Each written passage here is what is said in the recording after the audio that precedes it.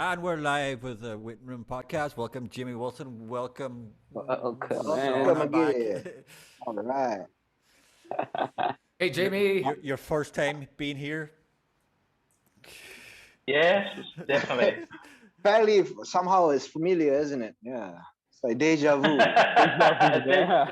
Deja vu, Turn on the man. light. I'm thankful. I'm thankful that this all happened again because I missed the first. What And, first? uh, This is the I first. heard it was such a great podcast that What are you talking I about? felt. What are you talking? This is the first podcast with Jimmy on it. You must be having these. Ah, crazy dreams. yes. I have No, idea what this you're must talking be the dreams I had about about. it. Jimmy Wilson. Yeah. Yes. That He's been excited. fantasizing about you, That Jimmy. excited about having Jimmy Wilson on. He's having fucking dreams.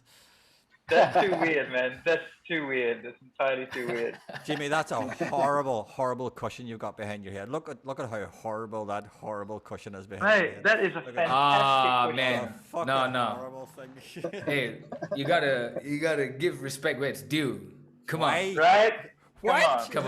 Come on. So, Super Cup winners. It's a tough you season happy for with that? Liverpool last season, huh? Breaking news. Yeah. Champions League, followed by the Super Cup. Played terribly in the second half, but somehow got through. So there you go. And I'll take it. what do you think about the Lukaku purchase? Good purchase? I think it's a good Absolutely. purchase. Is it Absolutely. confirmed? Yeah, it's confirmed. It flew. Yeah. Damn.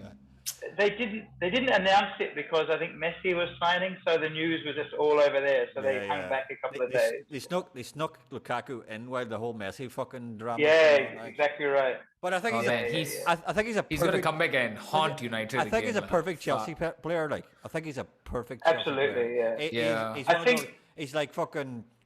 He's a Drogba. He's a pure. Drogba. Yeah. If you watch the game last night, it still showed exactly why we need him actually, because just no one scores otherwise. Like Werner runs really well, but he's got no idea. Yeah.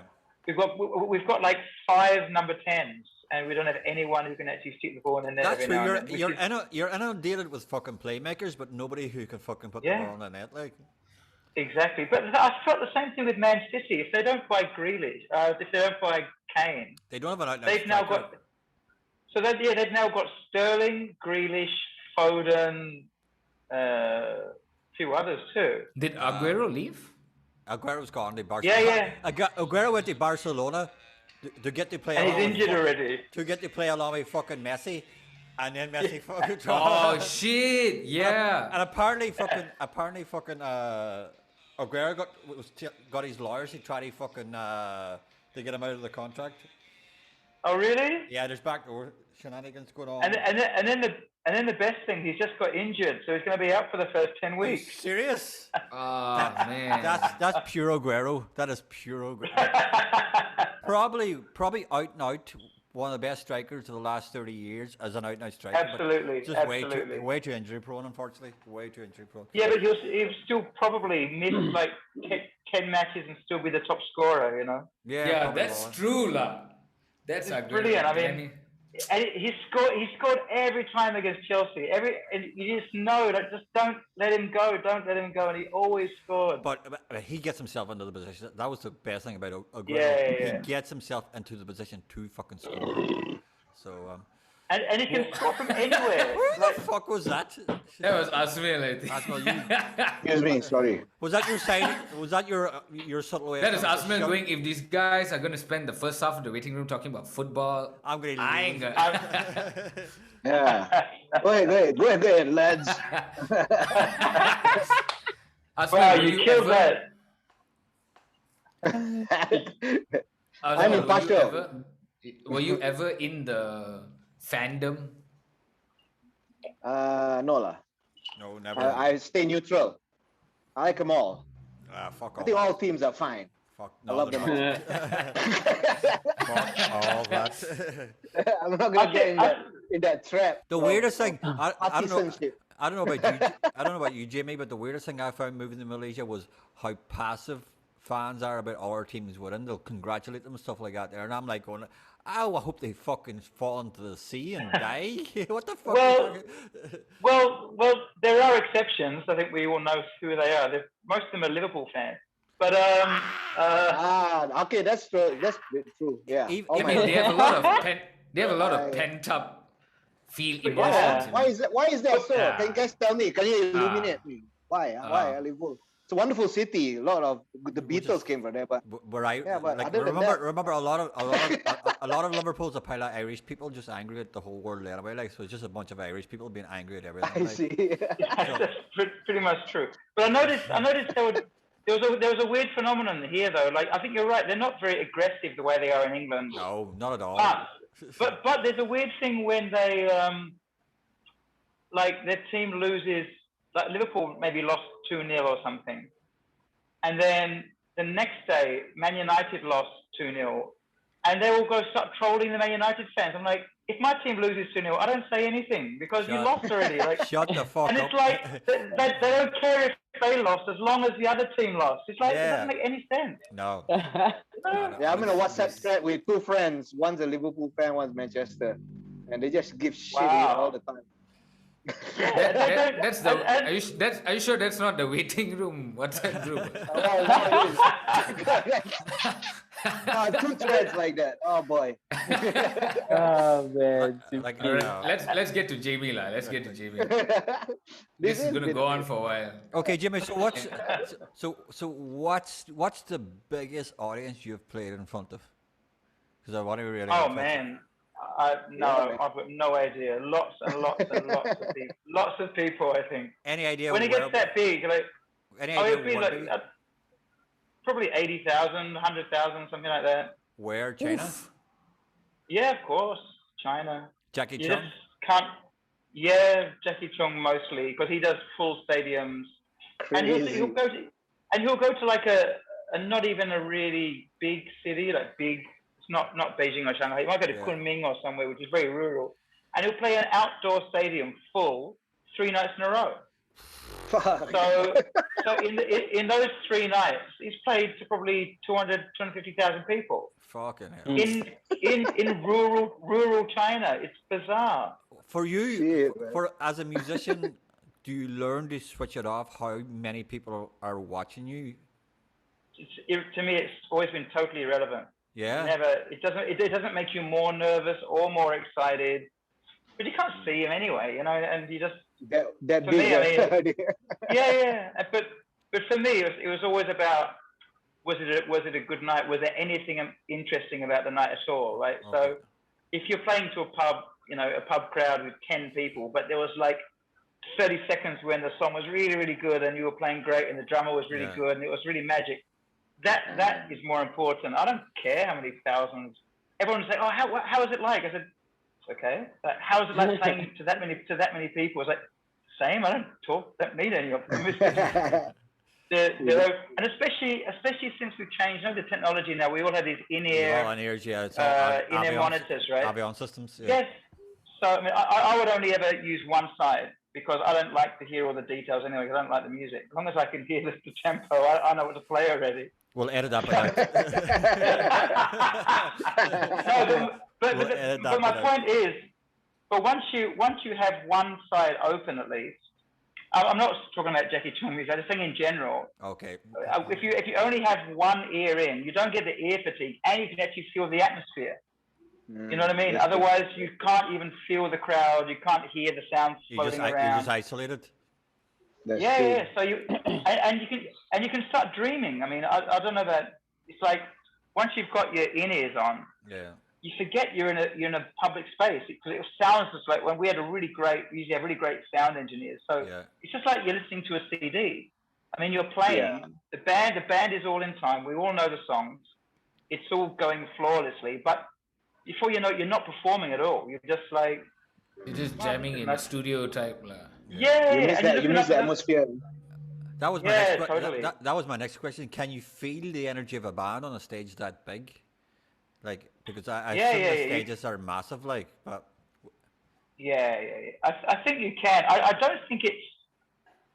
But I think maybe it depends how long you do it for. Probably the first time I played in front of big crowds, I was really nervous. yeah. But I think once you've been doing it for that long, all you care about is does it sound nice where you are? Yeah. Is everyone playing well? Are you playing well? Are you in a good Mm. mood? You know, that determines a good night or a bad night. But I mean, as you know, in a lot of pop music, there's not much variation anyway. There's not like a lot of free improvising. So every Yeah. show is about the same. You know, it's like a True, good show true. seems to be. It's just a show where nothing goes wrong. You know, when the hydraulic goes up and comes down, the lighting turns on and off. Do you have? Do You you know, have? nothing. No one dies. You know, Do, as long as no one dies. do you guys have? Do you have MIDI dialogue in your in-ears going like, right, okay, verse, chorus, countdown, breakdown, next song starting in 3, 2, What? 1, Really? go. Yeah, that goes on. No, Like, I mean, yes. So some I people didn't have know. like a producer. Yeah, Yeah. some people have a producer doing talk back in the ear, but I would always hate that. some acts Because are it's- really anal, and they have like everything's done to click. So if there's backing tracks done, they'll put a MIDI track in with literally Huh? Really? chorus, 1, 2. I guess Yeah, if you're touring a lot and you're doing like Playing the same show, I guess. yeah, and playing Yeah. to such huge crowds. If you're pop lah, day, if you're night pop, if in, you're night- pop singer lah. You Yeah. probably Pop need to singer be lah. on point with everything, and you cannot afford That's for right.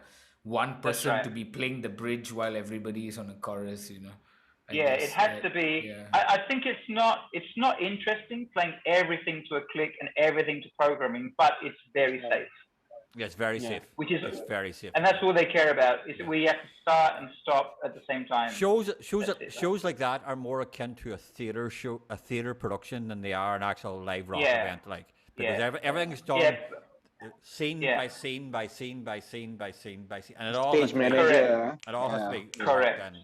So Have you Correct. played a show where the crowds were as big as your 80 to 90,000, but you had free roam with what you're doing and your show? Well, the last show I did, the last big tour I did before the world stopped, was again this big Jackie Chung show, and there's a 20-minute section in the middle. It was a central stage, so normally we're down in little pits, or we're still visible, but the good thing we're not really in the front line, so it's mostly him and the dancers doing all that stuff, so we can kind of be a bit lazy. But there was like 20 minutes where it's just me and him on the stage. oh, that's when you So I had- that's when you got the cowboy Yeah. hat on and all, like you're looking cool as a motherfucker. Cowboy hat? Oh, you got to be thinking of someone else right there. No, man. Did I put a cowboy hat? Because I've seen pictures of you, and it's the acoustic you're playing, isn't it? You're Yeah, you're all He's playing black. ballads, is it? You're just you and him. You're sitting Yes. you're sitting on a stool. Yes. Yeah. The cowboy, Did I add the hat, cowboy? you might have. I must I have think added that's the you, cowboy- man. I was thinking Richie Sambora. just you. I just must have added the cowboy hat onto you.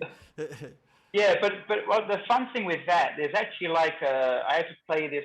The music director, there was a few little segues for costume changes, I guess, and they were all classical in nature. One of them was like a piano mini concerto, one was a violin mini concerto, one was a string quartet.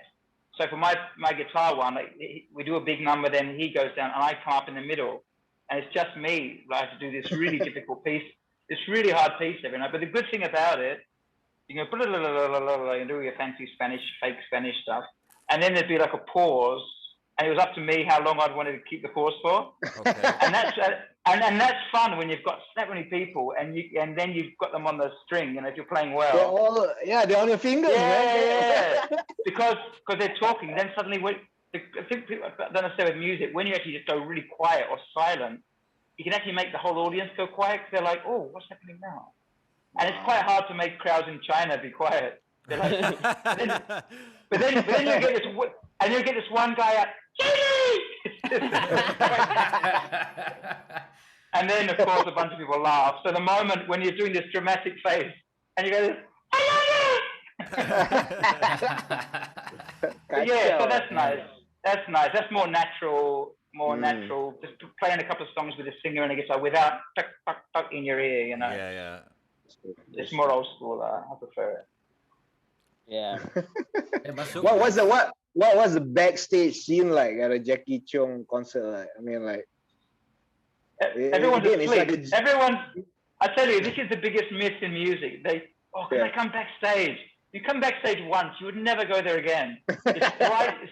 It's a big, brightly lit room with a bunch of tables. Everyone's got their phone in front of them. The girls are doing their makeup or their eyes. Half of the band are asleep.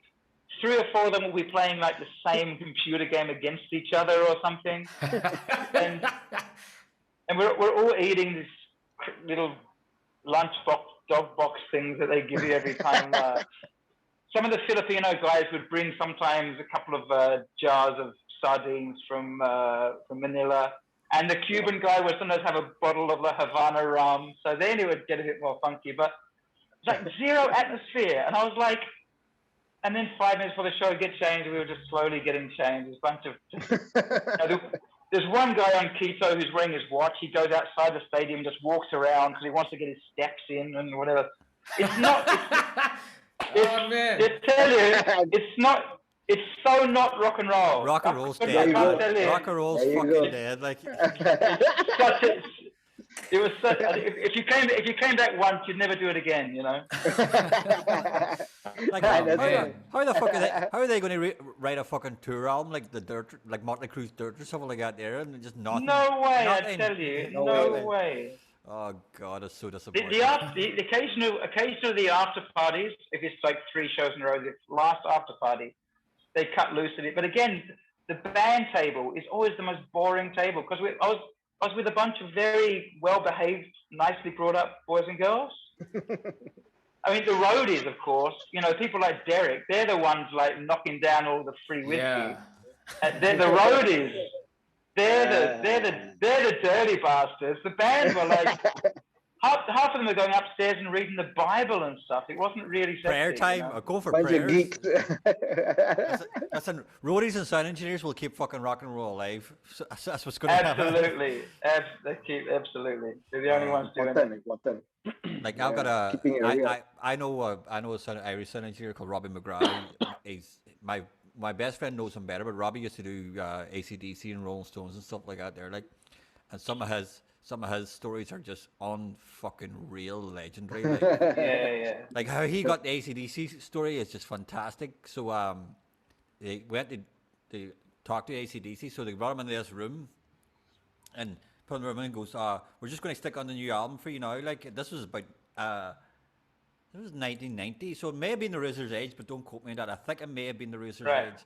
So like, stuck him in the room, like, and Robbie's sitting there, and the album on. Robbie's sitting kind of just, and then as like a proper Irish sound engineer, he gets paranoid and thinks there are cameras in the room, and he thinks that the band are watching the cameras and seeing how he reacts to the new album. So he starts air drumming, just like it's just to look like he's enjoying it. And then the band, the aesthetic of it, yeah. and then the band come into the room, and they go to him. We know you're a fantastic sound engineer. He goes, but like, because Robbie had just previously done Simply Red. They go, how are you going to fucking mix a big rock drum kit? And Robbie's going, Right.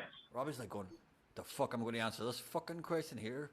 He's like, and then he just looked at AC/DC drummer and goes, sure, there's a big rock drummer there. He says, Angus just came over and hugged him. He goes, you're our man. You're perfect for us. It was a test. Got the job. So. But I think AC/DC, the famous quote was, I think they asked the late Malcolm Young. It's one of the greatest rhythm guitar players in that rock history. He played the same. Yeah. And they said to him, some Saki journalist or something said, you guys have done like 17 albums, right? But they all sound the same. And he said, that is not true. He got really indignant. That's not true. He said, we've done 18 albums that all sound the same. Yes. I remember that. Here, listen. I loved it. When you got the second Yeah, classic one. when you got the second biggest selling album of all time, you can say whatever the fuck you want. Yeah, man. Absolutely. Back in Black sold so many. People were using.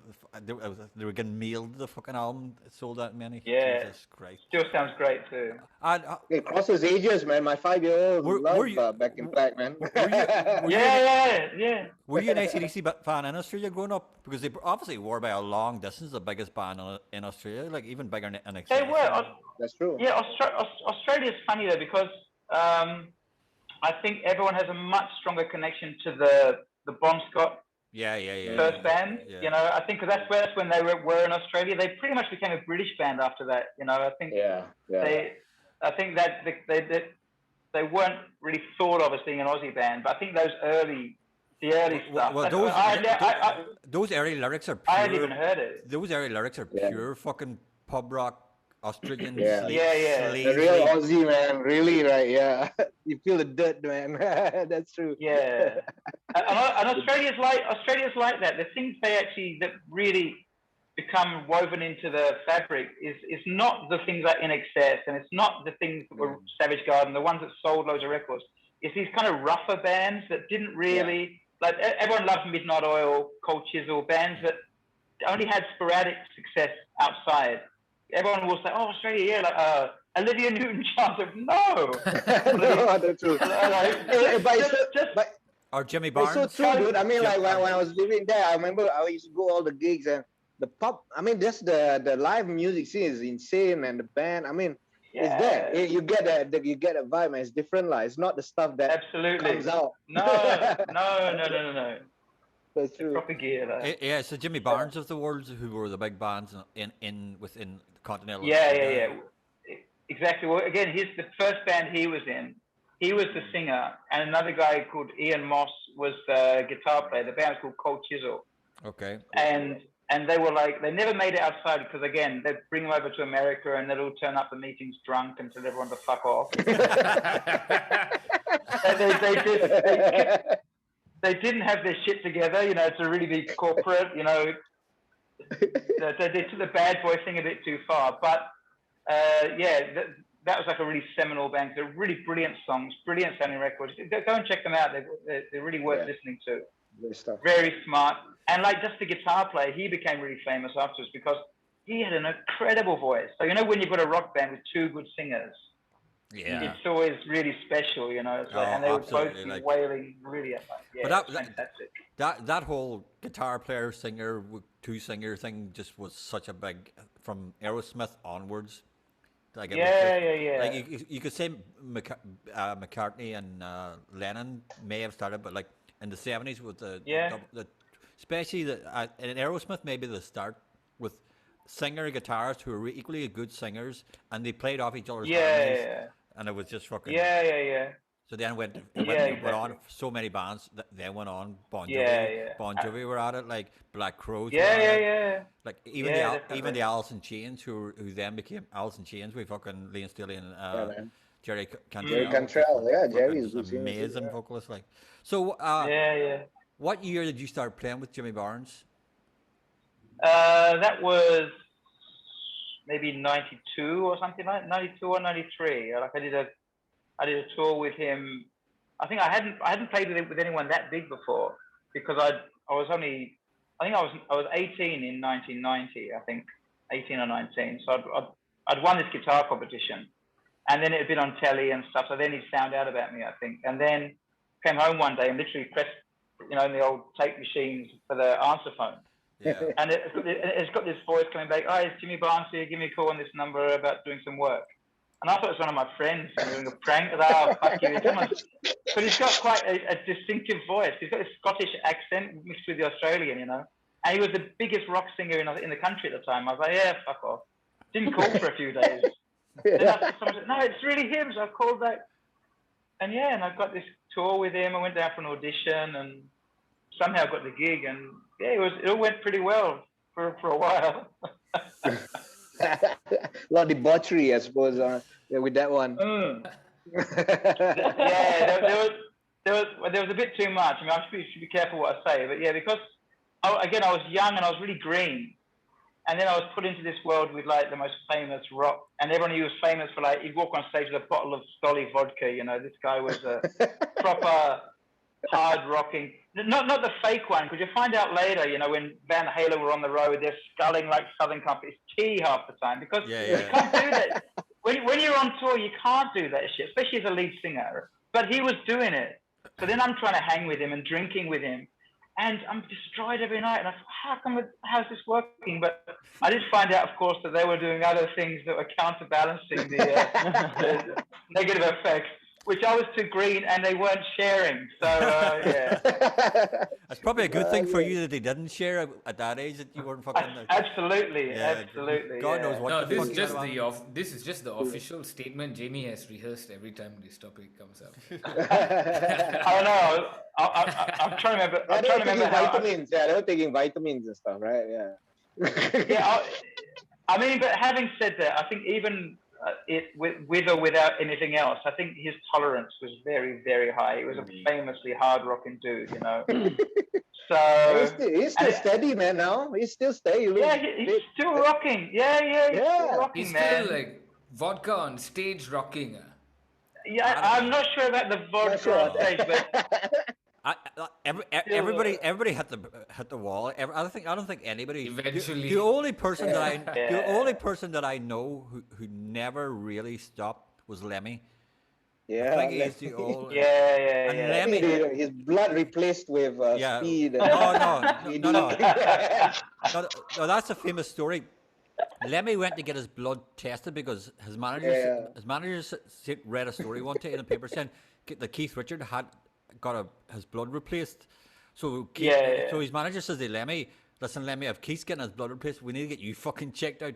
And apparently Lemmy got his blood checked, and the doctor says to him, you cannot have pure blood put in your system. And Lemmy goes right out. He goes, whatever's going through your system now is not blood anymore. And pure blood will actually fucking kill you. So just whatever it is, just keep it going, keep it in your life. But Lemmy's version of slowing down, because he used to drink a bottle of bourbon, Jim Beam, every fucking day. Every day. Every day. Every day. Yeah, one bottle. Every day. What the fuck? This was like 30 years of every day. So his version of slowing down is he changed it to vodka because it was less vodka and orange. That's right. It was less hardcore on him. That was within the last 5 years of his life, and he lived till nearly 70. right. Like so, like Lemmy was. Lemmy's one of the Bottle few. every day. Every man, that's day. just a headache thinking about it. That's crazy. But he didn't get Hello, hangovers. Brendan. Now you know what you're gonna do. But Lemmy didn't get Bottle of hangovers. water every That's day. what his problem was like. And he used to. But He used to play fucking just this one kind of like pinball machine in the Whiskey A Go Go in LA when he was on tour. And which is true because friends of mine were in LA on a holiday one time and they went in the whiskey for a pint and looked over and Lemmy's in the fucking corner playing a pinball machine. yeah. He's a fixture there. Was it? Apparently now they after he passed, they named one of their cocktail lists. A vodka and orange is now just called a Lemmy. A Lemmy, yeah. Yeah, tribute to the But yeah, he's the only one though. yeah, I don't know if you saw that movie in the 80s or 90s. What was it? About two guys who took over a radio station and wanted them to play their song. Airheads. And Steve Buscemi is trying to test like the DJ, see if he's here. So he said, who would win in a fight, Lemmy or God? And the guy said, I don't know the answer. He goes, it's a trick question because Lemmy is God. Lemmy is God. yes, I remember that. Yeah, so Really watch Airheads, kids. It's just pure fucking early 90s fucking rock genius. Absolutely. So how did the Jimmy Barnes gig come to an end? Yeah. Wow. Well, that's a kind of an interesting question, isn't it? Okay, so what it was, the tour I was on was a regular tour, so it was the early 90s. We all had long hair. I had the mullet, I think, the long at the back and terrible. It's a terrible haircut. But anyway, the next album had already been prepared, and it was an album of soul covers. So he was doing like songs by Sam and Dave. He was doing River Deep, Mountain High, and a bunch of other Joe Tex songs. It was all soul songs. Otis Redding he was doing. So it's like we're all going to have to get haircuts, and we're going to wear suits. There was going to be a whole with the horn section, the proper R&B, a soul show band, like Booker T and the MGs kind of thing. And it was joking. Then one of the last shows of the tour, I was playing away, and he would always come up behind me and like massage my shoulders, and then sometimes he'd pick me up and throw me in the crowd. He was very naughty kind of fella there. And then he's behind me, and I thought, so I leaned back so he doesn't throw me in the bloody audience again with the pointy headstock guitar and kill someone. And then I opened my eyes. I always just close my eyes when I play. I opened my eyes, and these girls were looking at me with these faces like, what? And I sort of looked around behind me, and he's run off because he's like a naughty boy. And then I felt behind me, he's cut my ponytail off. Oh, man. He's cut my ponytail off. Right? I mean, this is another time they ran on, and two roadies ran on with gaffer tape, and they ran round me and gaffed my legs together. I mean, and then Jimmy would walk up to me and push me because then you can't. You're like, you can't. Oh, can't Flopping about like a fish with a yeah, guitar. yeah.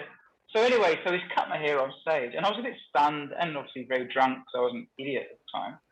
And then he said, "Come on, we'll go out afterwards." So I went, I was hanging out with him afterwards, which is quite often. And he's like, "Man, I feel terrible," but he's laughing his head off. I don't think he felt terrible. And he's a very macho. He was doing kung fu at the time and tai chi and I don't know what the hell. And so he's like, punch me.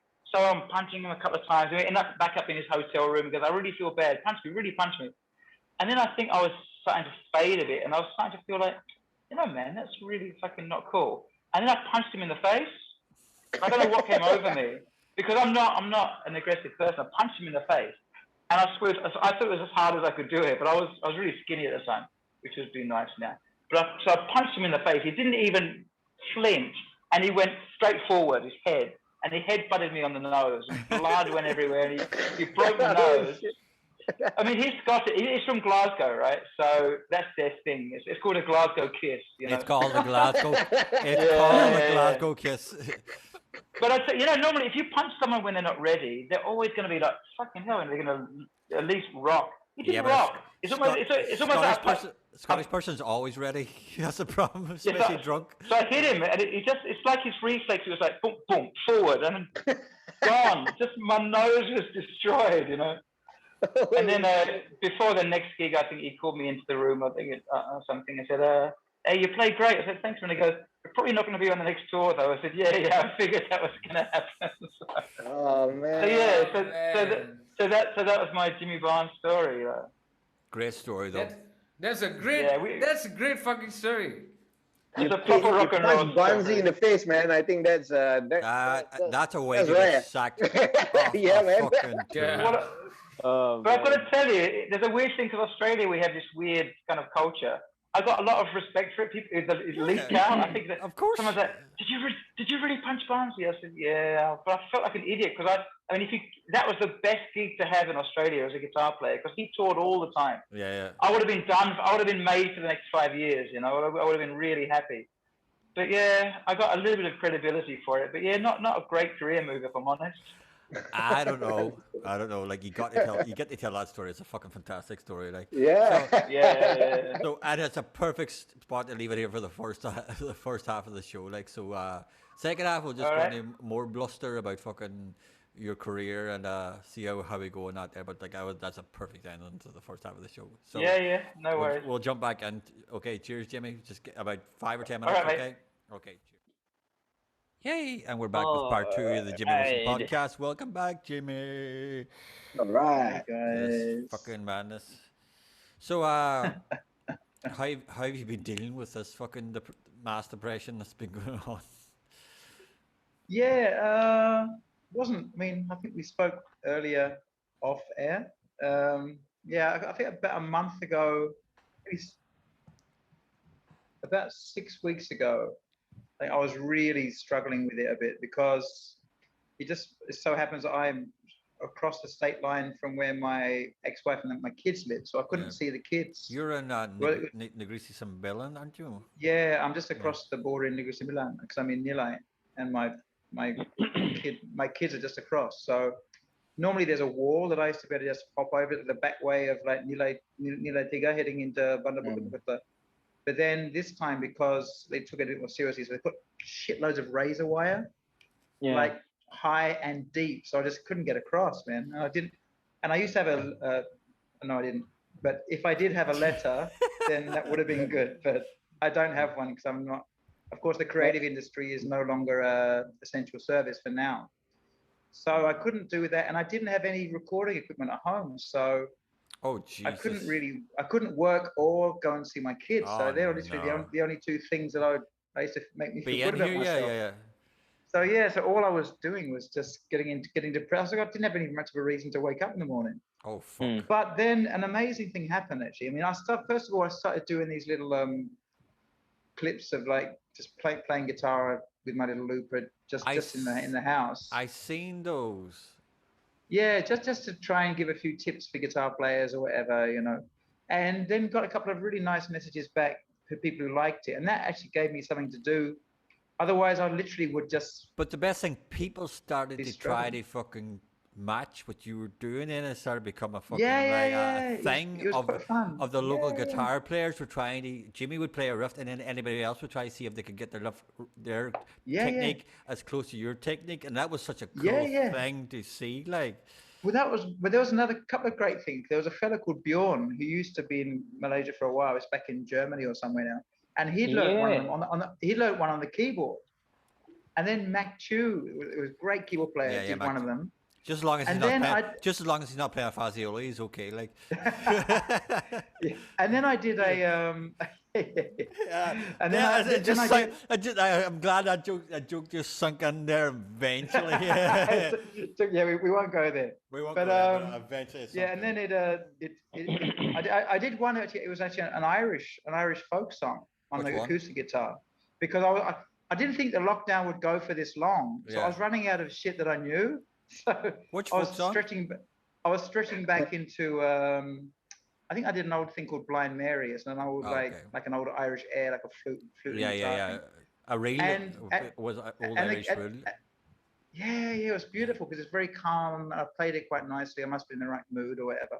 And then Jenny Chin, who's a really great keyboard Yeah, player I and music know arranger Jenny. here in KL, she did like a little woodwind arrangement of it and layered it onto whatever I'd just done on my phone. So it was really cute, these little things. Yeah. So I think that was one thing that got me over, because I was getting a bit depressed. I mean, I've never really got depressed before. But then an amazing thing happened. One of my best friends here, this fellow, Paul Morrison, he's got a studio. Paul's the man. Right. He's just one of the nicest people you've ever met. And anyone who meets him likes him. He's been here for 20 years, still can't speak Malay. He doesn't want to. Hey, He doesn't want 25 years. He doesn't yeah, want to. 25 years he's been there. He started off in Synchrosound Studios. Yeah, we had Now Paul, he's got a great- we had Paul on the podcast about 2 months Right, ago. right, right, yeah, right. So, yes. Yeah. Great fella. And then I think I must have been having a crappy day, and I posted some morose, depressing Facebook message or something about not being able to work. And then literally a week later, a van arrived downstairs, and he put together a home studio setup for me, as in speakers, monitor, a computer, a valve preamp, a microphone, a mic stand. Wow. Literally, and here's the great thing, because he knows how retarded I am when it comes to technology. It's all basically plugged in, and all the cables are labeled the way you would do it if you were giving it to like a 5-year-old. So it's like big. I could show you one. Show us, please show us. See, look. See, this is internet. And it's like, hilarious. this is incredible, right? So this is, he sent me this, right? Okay. It's a Focusrite preamp thing, this valve something or other. There's a computer apparently. That's a The fucking. thing is, That's a, the thing is, Fuck. it's proper gear, right? The thing is, when I opened it up and I found all the cables, and here's everything, man. A mouse, bloody Wow. speakers, like the kit and caboodle. And again, and look, it's all plugged in and with a power board. So I just had to plug one thing into the wall. Look, That's all you And- need. Wow. literally everything is labeled. Look, speaker right. speaker left. It's like, it's incredible, It was like one of the nicest things that anybody Thank ever He's did a for me. saint, man. He's a saint. thank Well, I Damn. tell you, and it just blew me away. And then the poor bloke had to actually sit there and teach me how to do it as well. What's So we had a few like what's tutorials. what's I've software? never done anything. He What gave me the software? basic Pro Tools. Oh, that's good. That's the easiest. Which is probably good to learn. gear. Yeah, it's easy. And yeah, and for someone who's literally can't Yeah. do anything on a computer, I don't have a computer or an iPad or anything. All I have is a telephone. Okay. So I've managed to make it to 50 without learning anything. But that's the- I've that's just the Wow, thing. managed- respect, That's man. a- Respect. You're rare. That's Wow. the thing. That's the thing. That's the thing with you as well, Jimmy. When it comes to your guitar setup, is it's the easiest guitar setup I've ever fucking seen. You just rely mostly on the amp to to do Yeah, and the yeah. guitar to do the job. Like Yeah. Definitely, yeah. it's not a gigantic pedal board full of fucking nonsense. Like it's just No. I think a The bigger the wah-wah pedal pedal. board, the less you know. Actually. Yeah. I think a wah-wah pedal is acceptable there. I think I'll go with a wah-wah and overdrive. Yeah. If you can't overdrive the amp, then use a fuzz pedal if you have to. yeah. A univibe, if you want to get a bit trippy, a univibe to get the Hendrix, Robin Trower shit. But apart from that, But nah, you don't not use a down with delay anything else. pedal. You don't use a fucking. Nope. You don't use a Nope. gate. You don't use Nope. anything like that there at all. Like No. I mean, I have to, in full disclosure, I have to on those big pop gigs because you need a wider range of sounds to recreate records from the. yeah. Someone like Jackie's got hits from the 80s, 90s, But 2000s. So. But for Jimmy Wilson No. band, you don't use anything. Oh like yeah, that, yeah, like, nothing. No, like that. just straight into the amp with a wah-wah pedal every now and Fantastic. then. Yeah, Nice. because if you do have a good amp and a good guitar, I mean, look, we talked about AC/DC before. There's not a pedal on that stage for anybody. No, no. That's true. That's Guitars straight into amps. Paul Kossoff from Free and all these great guitar players back in the day. Rory Gallagher, whatever. They might use one or two pedals max. Well, Rory max. used an AC. What is AC 40? Wasn't it? Vox AC30, yeah. AC 30. And Sorry. Literally. Yeah, with this size. yeah. On Exactly, stage. and and there's a funny thing because the most famous guy who used AC30s is Brian May from Queen, right? Yeah. And it's just a guitar into a treble booster pedal, and then into an AC30. And he was a big fan of Rory Gallagher when he first came out back in the early 70s, late 60s, early 70s with Taste, his band from. And he said they used to go and see him all the time in London. And he's literally said, get this amp, this pedal, and then that'll get you going. And that's what he got as a kid. And that's all Brian May used until now. he's just now he's doing stadiums with Queen, and he's got 12 AC30s. Yeah. The same little pedal, and that's it. That's it. Well, That's all you need, man. Damn good. Rory was Absolutely. the man. Rory was the fucking man. Like he just influenced Absolutely. so many. Yeah, Like, Rory. he turned down fucking Rolling Stones. Yeah, Rolling that's Stones right. wanted That's him. right. Yeah. Yeah, And he just went, yeah. nah, When Mick Taylor left, they Yeah. were talking about getting him in. Yeah, that's right. They got I don't know if Ronnie Wood's Ronnie Wood's a good replacement for Rolling Stones if you're talking about the image and partying and stuff like that. Mm. But like He was just Keith's mate, actually. Yeah. They were just friends. yeah, like but I think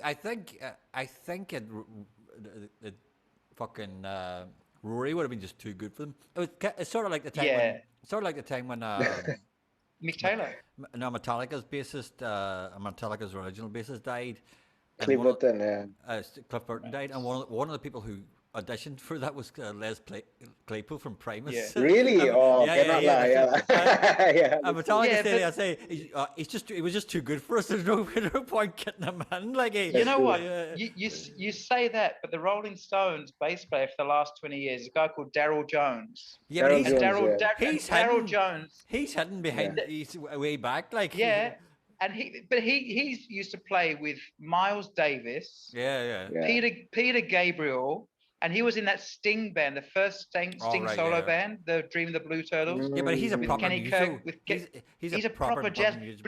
but he's playing with a band who can't even keep in time. I love the Stones. He's having a but holiday. Oh, like- I tell you, Stones the are great. Stones, Great band. I don't know how you can play for that long and be worse than you were before. Like until But he can't play now, jazz anymore. Yeah. until now, Charlie Watts can't hit the hi hat and He's the never. snare at the same time. I've never That's seen true. that guy play a fuck. Charlie Watts and fucking Lars Ulrich have chanced their way through music for a long That's true, that's true. time. But you know what? There was a time, the early 70s, the early 70s Mick Taylor era of the Stones. That was as good as it got with them. Like Charlie Watts was actually hitting it.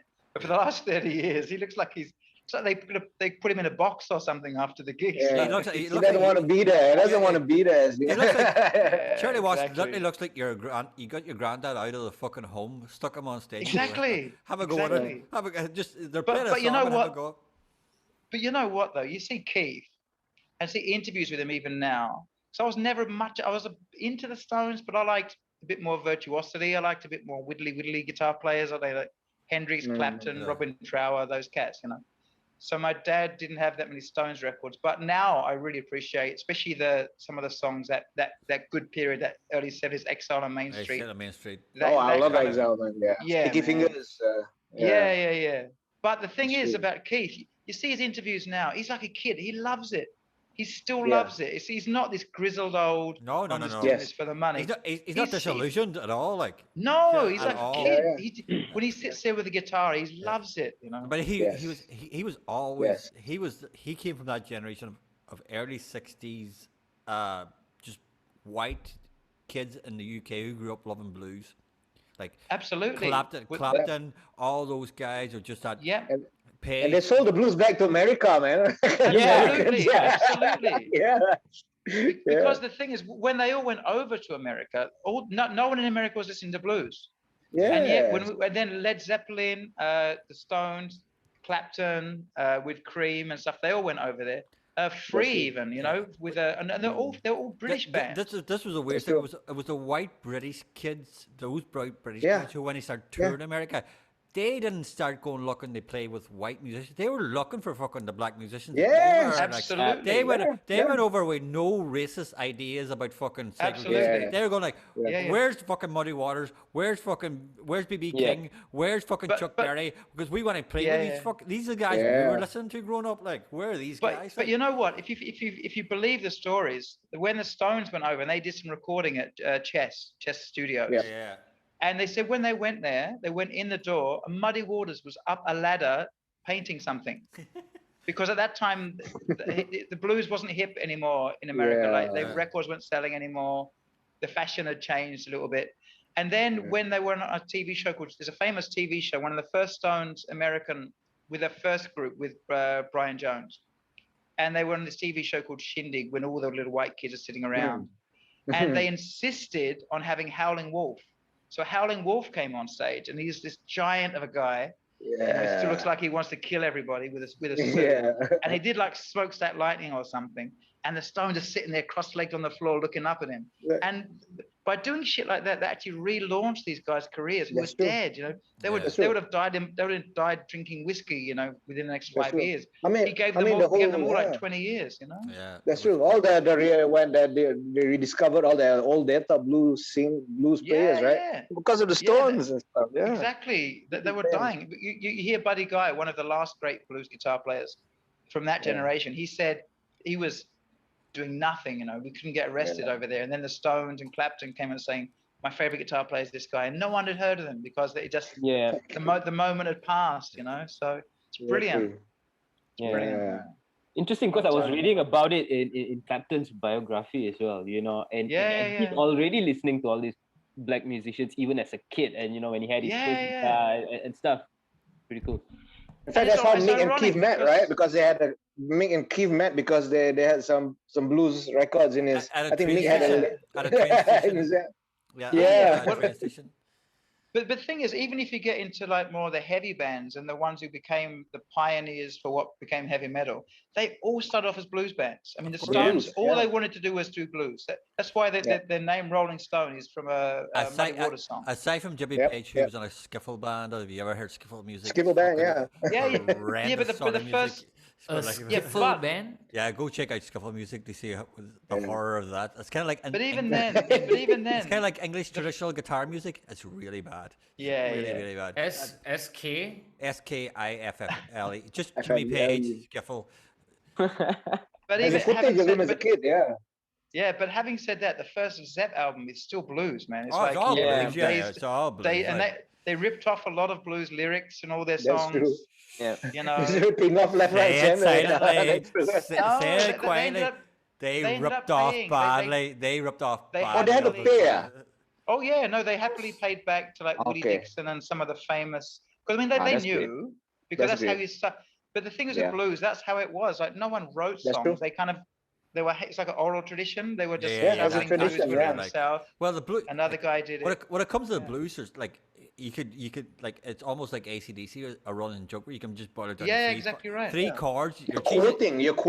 Exactly. You might change the key, but it's still fucking the same 3 or 4 chords. Exactly the same thing. It's it's a slow blues or it's a shuffle or it's a boogie, whatever it might be. It's all the same chord structure. And a lot of the That's true. lyrics are still, you know, woke up this morning happens a lot, you know. And, Yeah, Dog, wake up this morning. dog my baby died, done left woman me. left, dog died, woman Yeah, left, yeah. lost my job, That's fucking true. pissed Yeah, off. yeah. I was listening to a song the other day. It was one of my favorite guitar players, Freddie King. It's called "I'm Tore Down."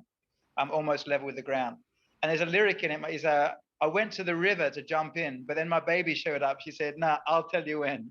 There you go. I just love the blues That's lyrics, a great. man. That's They're a great line. Yes, That's a yes, great line. yes. But there's best lyrics, man. there's such a similarity between the blues lyrics and country lyrics. They're almost. Yeah, That's all you need. It's That's all you very, need, very man. That's similar. all you need. It's just a really. You Yeah. got fucking African American depression and fucking white boy fucking poverty depression. Yeah, but yeah, exactly almost right. very- Exactly dog, right. Fucking lost my job, lost my home, lost my car. It's all very Yeah, same. yeah. But just the way they went about doing it, like, but they're very close. That's why they say if you play these records backwards, right? If you play it backwards, you get everything back. You know. Yeah, it comes back. That's the origins of backmasking. Never heard that. But you know Oh, what else man. is incredible though? Because all these kids that we've heard about, whether it's the late '60s bands, whether it's the Stones, Clapton, and those fellas, or Pink Floyd or whatever, Yeah. these are like middle class, typically Oh yeah, middle yeah, class. Yeah, the middle class Not kids. from the streets. A lot of them are not from the streets. Yeah. And what possible connection did they have? What's sort of fascinating is culturally, why did that music resonate with them? Because they all say when they heard it, it was like they were spellbound by it. They was like, "What is this voodoo coming Because- out of my speakers?" You Because know? it's alien true. to, like, everybody gets into stuff that it's alien to. There are a lot of people. Punk music. It's like me listening to Ali Farka Toure for the first time. It's like, what the fuck is Yeah, this? You know, yeah, it's like, no connection, but something just. Yeah. That's true. That's true. Like it is Emotion, weird. like- It is weird to say. Like but even the emotion of it, like it's hardy. Like because general music like the blues, these are people writing what they knew. Country music are writing what they knew. Blues are writing what they knew. The English blues scene, as Jimmy says, it was traditionally middle class public Yes. school boys. They aren't writing what they Yes. know. They're not I writing know. about their life. They're No. not. They're not fucking No. the struggles and stuff like that. Yeah, punk music. Yeah, that's right. struggles. It was heavy metal was working class. Black Sabbath, Yeah, Def yeah. Leppard, Birmingham. They all came from working class Yeah, yeah. backgrounds. The Beatles and- were working class, yeah. Yeah, Because- correct. But that English blues scene, Clapton, all is very Yeah, yeah, unique. Middle class. Very unique. they were to- mostly art. They're all Yeah, art art- school kids. art Yeah, school- art They're school all kids, art yeah. school art kids, school right? kids, yeah. They're very, Yeah, it's yeah. very, very, very strange because it's kind of And- unique. That's No, but right. also because they could afford Acid, records. acid. They could Yeah, they could yeah. afford buying records because they're middle class, Yeah. man. Yeah. They actually had a record. They actually had a record player in the house. You know? Exactly. It is sort of like the Malaysian jazz scene, where jazz was a traditionally working class music scene that of black artists in America, or any jazz scene Yes. where it wasn't unique. But especially, we'll break it down to Malaysian. The Malaysian jazz scene Yeah. is middle to upper class kids. Yeah. Yeah, Yes. definitely. Who learned. Yeah, wine sipping kind Nobody, of thing. rarely somebody from the streets. In And that's why- Malaysia is and that's playing why- jazz. No, And that's Oh. why they went to study. And that's it. why they it went to doesn't. study Yeah, it in they went to college. study, You know, and that's the why. weird part. That's why it doesn't sound really authentic. There are amazing. No. There are amazing musicians. We're not. I would never knock the talent. No. We have. I think Malaysia has Fantastic, some of the amazing. greatest musicians I've ever. Absolutely. Ever, yeah. Yeah, Hands but up. you gotta smoke a Hands reefer, up. man. You gotta smoke a reefer, you're gonna play jazz, man. Well, All these you kids gotta are fucking smoke. geeks, This man. is why I said But the music doesn't Haven't sound. even done The it. music doesn't sound authentic because No. Yeah. they didn't. It's grow a up little with it. bit. It's a little bit learned, to be honest. I think Yeah. it's Yes, the way a you bit study learned, it yeah, as well, overlearned. because there could be a generational thing. Because like for me, I'm old enough to still that when I would listen to Clapton or whatever, I'd have to sit there with the record, listen to it, and then go back again, listen to it again, and just try and pick it up. Whereas a lot of these cats, they went to some of these private music schools. Yes. I think it's good. Of course, it's great to have these resources available, and there's YouTube tutorials for everything. Yeah. So you don't have to hear it anymore. Like there's an That's true. amazing jazz piano player right now called in the contemporary scene, gospel and jazz, Robert Glasper. Right, he's incredible. This fella, and he goes on these rants. Sometimes he tweets these things out about young players all around the world are like trying to ask him, "Oh, send me the chart for this, send me the chart for this." And he's like, "Motherfucker, do you think when I was growing up I could hear Herbie Hancock? Do you think I could hear, all these amazing Chick Corea?" He said, "Listen, figure it out. Yes. Sit down and listen to it over and over again. Absorb the music." Motherfucker. There's no chart. Yeah, exactly. Yeah, man. So chart. Why you have to go a chart? Yeah, you see, I like that. I still like the fact that I think it shouldn't be too easy. It should be a struggle. It shouldn't be too easy. That separates, because like I used to have even players better than me say, "Mate, I'm trying to figure this thing out. Can you have a listen and tell me what it is?" Because they could play, but they didn't have the ears, So, but now you don't need to have any ears because you can just click on a song and it'll tell you how to play it in half speed. Yeah. So in a way, I'm not saying we should make everything difficult on purpose, but you understand what I mean? It's like, you got to build muscle. You got to build muscle. Yeah. It's almost like participation trophies for musicians. Yeah, exactly. Yes. The it's best, devaluing, maybe. The best of everything comes from working your ass off and struggling. You got to cry. You got to go, fuck, this is horrendous. You got to get shouted at for being shit. Yeah, absolutely. You got to be able to be crying in the rafters, being ignored. Remember there was a great Dave Grohl quote or something about the thing about music. Now I think he was just having a bitch about singing competitions. The X Factor, one of those. And he said, look. He said, I was in a band and I was terrible. And then we had a bass player and he was terrible. And I had a guitar player and he was terrible. And we played every night in the garage. And we never got much better. We were still terrible, but we fucking loved it every day. And then 3 years later, we had a record deal and we were Nirvana. Yeah. You know what I mean? It's like, he said, we were just terrible, but we did it because we loved doing it. We weren't trying to become famous or make money and all that crap. Or for a job. Yeah, of course. You're not so calculative, right? I think that's the thing. Yeah, I think so. I think that's the problem about learning it. Too much academic study. I think it's true. It's very true. Yeah, I don't know. Listen, it could be a generational thing. It can help because we've got loads of musicians here that we love who are amazing, who went to Berkeley and they became they're fantastic musicians. Yeah. They absolutely are fantastic musicians. No, but they were playing music before. They didn't go to Berkeley and then become musicians. So that's different. No. Yeah. But I think Berkeley's incredible because I think you can learn so much in a short space of time now from really good people. But again, it's only if you have the money. So, but but the question is authenticity. Can you? Yeah. Yes, that's right. I don't think you can learn authenticity from Berkeley. No, I mean one of the greatest guitar players, musicians, guitar players, singers in Malaysian history was a friend of mine, Paul Ponadurai, the late Paul Ponadurai. That's right. That's he had no idea what he was doing. He could play jazz, he could play country, he could play church music, play rock, he could do whatever. Yep. But it was so eclectic and innate because he just did it from he was like a natural mad genius, and he could do it after a bottle of whiskey. And here's another one who drank a bottle of whiskey every night. Every night. And he I heard in Singapore, when he played, every night he had water, right? Yeah. Unfortunately, that's why he passed so early. But that's why. What a musician! Oh my God! I mean, you can't learn that. I think the maverick, the guy who just listens to things and absorbs it over your life and then puts it together in this. I think way. I think another one we were lucky to get here in Malaysia as well. Who not Malaysian but Jupiter was similar. Who wasn't classically trained, didn't go to Berkeley, but grew up playing gospel music with his grandmother in gospel churches. And I've been lucky to do sound for loads of your good self, loads of amazing musicians. I've never seen anybody who can improvise like that boy in my entire fucking life.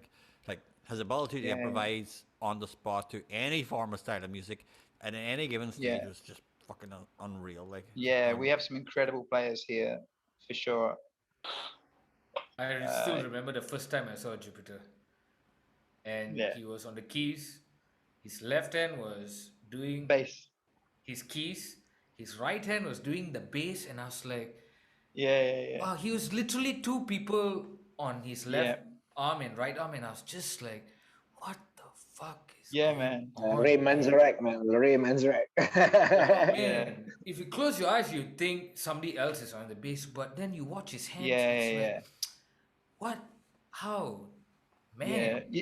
You see, I'm a little bit racist, so I just love black musicians. I think there's Yeah. something different. There's something Yeah, just of course. different the way they play, course. man. It's in their Especially DNA. Same as if they we grew up, also had if they grew up in the gospel music in the gospel yes. churches, they just learn the hard Course. way. They Yeah, learn the and hard way. plus it's just the competitive nature of having a lot of good players. In Malaysia, we have good players, but once you're good, there's only maybe 5 or 6 really good guys on each Yeah. instrument, you know? Correct. So Plus there's yeah. plus there's the abang thing in Malaysia where the people don't want to take on their elder. Yeah. There's much more respect. I think over there's Back home, I don't give Yeah, a fuck. No one gives a fuck if you're older than us. We're better than you. no. Get the fuck out of Yeah, our yeah, way. Just fuck off. Yeah, like. exactly. Here's all. Yeah. Here's my abang. I can't show him up. Yeah, but that's an Asian thing all over Yeah. Asia. You don't Yeah, try and music you don't really show up isn't your you don't show up your yeah, senior. you don't show up Actually, your seniors. but it does impede your Of course it does. Yeah. progress to an extent. I'm saying not it for sure if years. it's Been saying it for Yeah. years. And No, Ireland- that's also I that's left reflecting. No, school. that's you see that culture is reflecting our politics. You know, you can't jump over like, oh no, you want to Absolutely. groom me. Yeah, Correct. you know, it's all over the I left place. man. school wanting to be an accountant. right. That's how in far Ireland, off. in Ireland, is get the fuck out of my way. that's how it is. That's how it is for Jupiter. Told me Jupiter wants to. I asked Jupiter one time how he's so good at improvising. He goes, Derek, this is how it is. He goes, my grandmother brought me in. She was the musical church leader in her gospel church, Right. and he goes, Yeah. in the gospel church, you got to. Doesn't matter who's singing at any given period of time. You've got to hit the key of their voice instantly. Yeah. On piano. So if you're on piano, people will jump up at any given second, just start singing when the guy's preaching. So you're gonna have to hit their You've got to key. know. And it's, You've got to be ready. and Yeah. if you Wow, if you're imagine that practice. and if you're not Yeah. on the ball, you're out. So you learn learn that quick. Well, there's a drummer. There's a drummer also who used to play with Jupiter, Tony Parker. Yeah, you know, Tony Parker, I think Tony we all know, Parker, we all know yeah. Tony, right? Yeah. Great cat. He's in. I think he's in Taiwan right now. He's such a.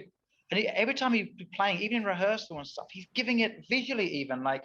Because my drummer, I normally play with John Thomas. yeah. Is an amazing genius, but he looks like he's asleep because it's so easy for him. Like Because he's that good. Well, John usually is He's asleep. that good. He usually is Yeah, asleep. But you know, he's that good. He looks like he's putting in zero effort, yet the music coming out of him is like world class. Yeah. But then Tony would be like, he looks amazing. You can't stop watching him when he's on stage. And I said, mate, how do you keep this level of intensity of performance and stuff? Because he said, literally, when we were back home, especially in the church stuff, when you start playing, if you don't bring it every single time, you look on stage and the band leader turns to someone else and he goes like this. In other words, switch the drummer. Because there's 3 or 4 other drummers there. You're not the only guy in town. So literally, if you look like you're sleeping through a song, you don't get to play the next song. There's another cat holding his drumsticks, sitting in the audience, and he's ready to go. Ready to go. Yeah, which is, I think we talk about musicians and stuff, and that's the lesson for everyone. Everyone's like, how can you become the guitar player, a sessionist, whatever? And the only lesson is you've got to be ready, because you never know if you get a chance. Because, you know, like you say, those 5 or 6 senior guys are never dominating.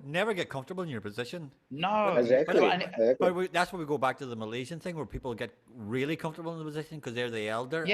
And then they usurp the position. They stop. Hey, not all of us Malaysians like that shit, man. Come on, man. That's why. I'm not you saying get left out. I'm not saying you like it. But I'm saying But it's there. No, it's true. I dislike it. I dislike it completely. It's completely. It's even worse. It's even worse in some of the other cultures. Like I've got friends playing music in Taiwan, and like they will all call people like me, my generation, they call me master. And I said, dude, don't have to do that, man. That's weird. You know? And like, and I've seen them in the studio when the old guys playing drums, some lousy drum track, and they'll go, "Oh, master, I said, what are they saying? So, oh, you've made it, the song so amazing, incredible, and exceeded my wildest expectations, but can we just try it one more time? I'm like, hang on, he's wasting everyone's time. Just get someone else. We don't There's have a to go. thin We'll line get John there, in. right? If Yeah. John comes in, we'll be done in an hour. We can all go and have food. You know, let's just don't humor people just because they're older. What know? you need for that situation is fucking, what do you call him? Michael Verstappen, just to tell him, you're shit, get the fuck out. Oh yeah, Yeah, we need more of that. Yeah, we need more of some that. of the direct shit. Michael would just Yeah. say, no, what? That's awful.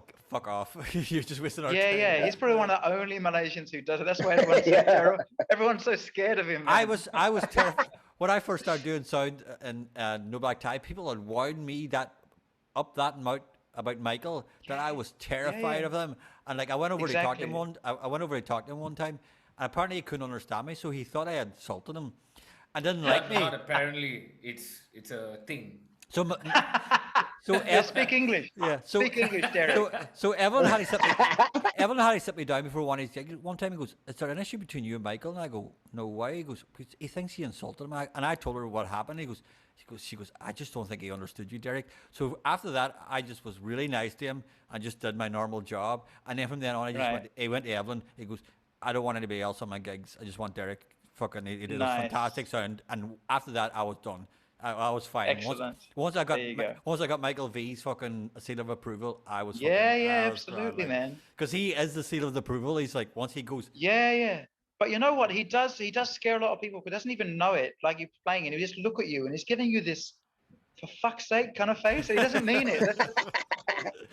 I think if he was a woman, it would be called resting bitch face. Oh yeah. I was just going to say that's what it is. But he's probably having a great time, and probably in awe at what's happening. But Michael's he's the nicest. He's the nicest man. Guy. He's the nicest man. He's just got so much passion. He wants the music to be right, and he wants people to listen to the fucking music. And I've watched him destroy audiences. Just stop the music and goes, "Listen, guys, you want to talk? Fuck off.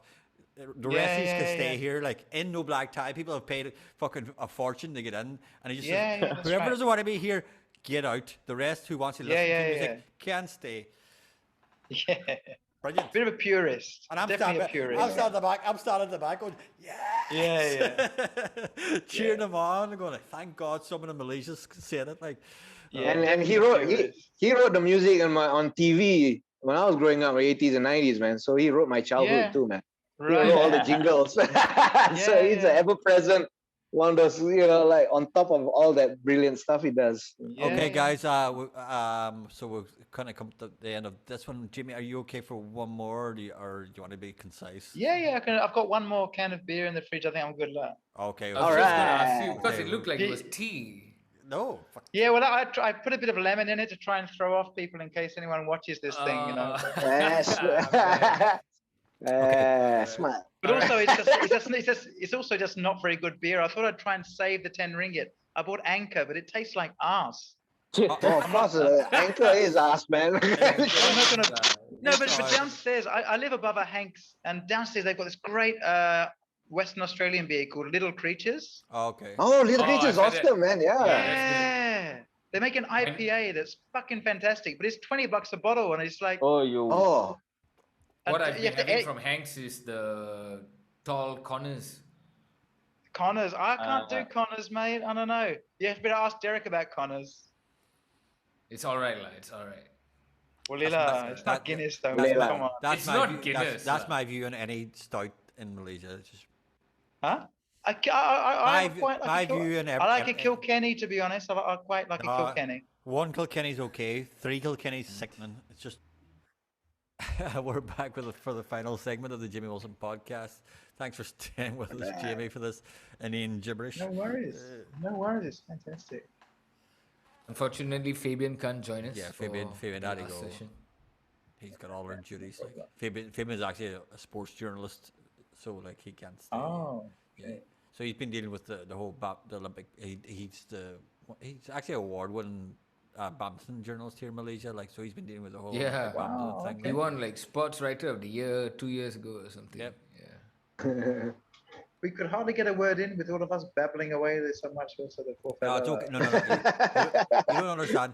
That's the way Fabian is. This is what Fabian does in every podcast. He sits and says nothing, And then, literally, when our time was about to run out, he asked the most life-affirming question a human being could ask. That is not a 1 minute answer; it's a 45-year answer. Like literally, like Why are we here? yeah, literally, Yeah. like yeah. Can you define string theory to me, like please? You're like, what the fuck? And like this is a running joke with every podcast. He sits there and he sits there and he sits there and nods, and then 1 minute to go, and he goes, "Why do you think God gives some children cancer?" yeah. How did you learn to play guitar? But true. And you're like, So "Oh, Jimmy, what?" how did you learn to play guitar? It was kind of it was actually it's a funny story because I wanted to play the saxophone because I think at that time ska was really big in England when I was living at the time. I was born in Australia, but I was living in England. I was 9 or 10, and I loved Madness. Late 70s, early I lo- 80s. Yeah, so late 70s, early 80s. I liked Madness. There was always this one note kind of saxophone stuff going on, one step beyond. And my mum would say, "What are you doing?" Because I'd have the headphones on, and apparently I'd be walking around. I was going, she tapped me and go, "Danny, what the fuck's wrong with you?" She had like Tourette's syndrome or something. And I said, "No, I'm singing the saxophone part." And I think with musicians, most of us we listen to music globally, but we start to pick out the different bits, whereas other people just listen to music globally. Yeah. I think both is valid, but so then I said, "Can we get a saxophone?" She went, "Okay." And she went out 3 or 4 days later. She came back with a half-size, cheap, second-hand nylon string guitar. She went, "There you go." I said, "Oh, really?" She said, "Mate, a saxophone's like 200 pounds. I'm not buying you a fucking saxophone." So just started with the guitar. So they parents were really supportive. They gave us she got me some lessons because this is pre YouTube era, So I started learning, and you start learning, and it's fucking useless songs. And my first song I could play was like, I think it was "Skip to Maloo," some old English, Okay. I thought you were going to say Nirvana, and you would be the 100th person to say Nirvana. And then I heard my first minor chord, and I got to play an old pirate sea shanty called "What Should We Do with a Drunken Sailor." Ah. And then it was "House of the Rising Sun." Yeah. And that was cool. And then I thought, "Oh, now we're getting somewhere." And then it was "Blackbird," the Beatles. It's a really beautiful. Yeah. It was all finger style. So I was learning on an acoustic how to play finger style. But then #1 song in the charts at that time, to show how bloody old I was, "Message in a Bottle" by the Police. I heard that riff. Nice. I'm like, dude, I've got to learn that riff, man. And then I got asked my guitar teacher, and he noted it out for me in tablature when they write 4, 6, 8 or something. Okay, so I tried to put my fingers there. I said, "No, that can't be right, because how is it possible? Because that riff, you have to do this with your hand, and it's like You have giant hands. You have giant and it's hands. all the way through. Yeah. It's like a piano player trying to learn Rachmaninoff on week 1 of piano lessons. Yeah. Like, I was like, this can't be right. But I was but that had me hooked. So I was like, if I can make that work, like do that. What a riff, what a band, like, Yeah, man. And so I was away. That was it, really. And then I spent a couple of years learning, and then I got better. I started learning a couple of classical pieces, a couple of folk kind of pieces. But then one day, I think my mum came back with a really crappy electric guitar. Because in those days, cheap guitars were terrible. Now you can get a cheap guitar that I could use on a concert. Like, because they use it, everything's done with machines now. But in those days, like a bad guitar. China. Yeah, but now it's actually better. It's actually better for guitar players. I mean, but in the old days, the strings were like that, So, and you plug it into the stereo, and the stereo breaks every time. You blew the fuse every time. And then, like, there's like, I think U2 were just coming out, and I heard Sunday Bloody Sunday. I thought, that sounds great. Didn't realize they tuned down a semitone. I thought, this doesn't make any sense. I don't know how this can work. they tune the notes. So I'm like, B flat minor. Who writes a song in B flat minor? And then Dire Straits. I think a couple of years before that, I'd heard Sultans of Swing. I was like, I'm going to learn this. So apparently, I just spent 6 months in my room. Now I come home from school, put down my school bag, pick up the guitar. That was it until I went to bed. No homework, no talking to anybody. And there's this famous guitar solo by Mark Knopfler, right? And there's a bit at the end. I love that. Apparently, I spent so long doing that because this is the thing I worry about with kids today now. They don't have that singular. I was so determined to do it. My parents would knock on the door and say, Jamie, we love you. Fucking play something else. But you can't get good unless you just keep at it, keep at it, keep at it. You ask any musician, Derek, if you talk other musicians here, you read things about, you know, the legends that we all admire. They just did it and did it and did it. And everyone said, no, that sounds like shit. They kept doing it, kept doing it, kept doing it. It's the 30. And then they could finally can do it. It's I call it it's the red mist or the 30-yard stare. It's just you just laser beam focus on something and then you just ignore everything else. Everything else is noise. Aside from that, there's a 10 absolutely. And also the 10,000, what they call it, 10,000 hour theory or something. But there's just a work ethic, and it has to come from you. That's true. Your parents can't do it. Your bandmates can't do it. We've all had like friends we collaborate with, whether it's music, journalism, whatever it might be, anything. And some guys just don't fucking do any work. And someone else comes in, they practice, they learn the song. Every week, you can tell the drummer's been working, he's getting better, he's staying in time a bit better. Bass player can actually play without his blisters coming on his fingers now. So I think that is really key. I think especially at that stage in life when you're just driven to yourself, and I'm just gonna play, I'm gonna learn this, can't hear it, so I listen again, can't hear it, I'll listen again. And I've got one note now, I've got two notes, but there's 5,000 notes, but you're not gonna stop because you want to do it. Yeah. That's so true. I think with driven people like yourself and stuff like that, parents should encourage it because that's a good thing because it's not something it's not something they've put onto their kid. Their kid came home and went, "No, I'm doing this myself." Exactly.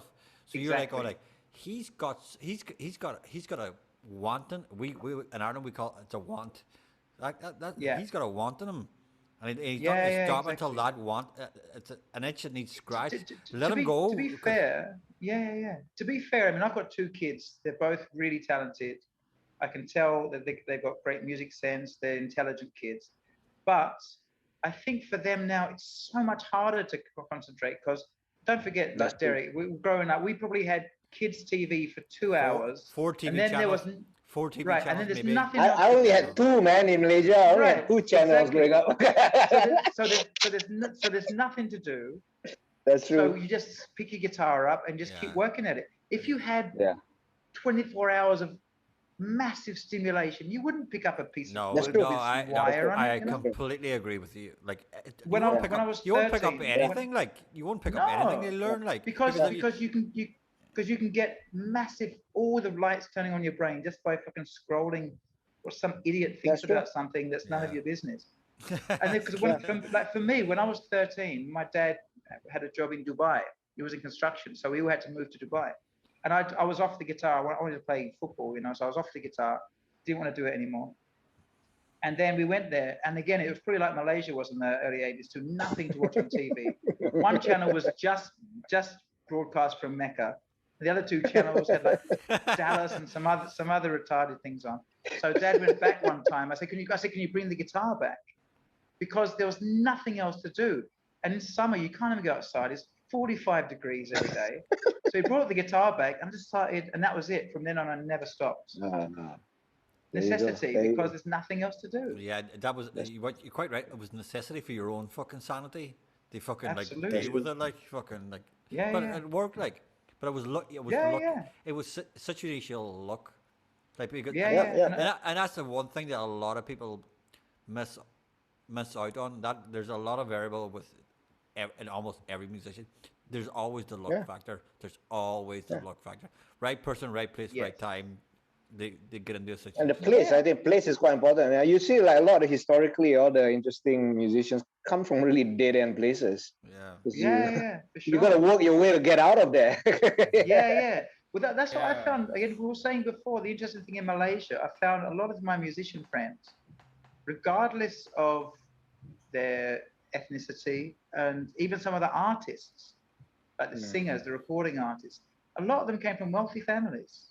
See, I'd never experienced that before. No, So I figured everyone was doing. I Neither thought did everyone I, was doing like- it just to try and that was going to be their escape, wasn't it? So I Yeah. didn't have to work in the factory, you know. Yeah, I was the You know, same. Like, That's true. it wasn't until I moved to Malaysia. It was the first time that I'd worked with musicians who came from wealth.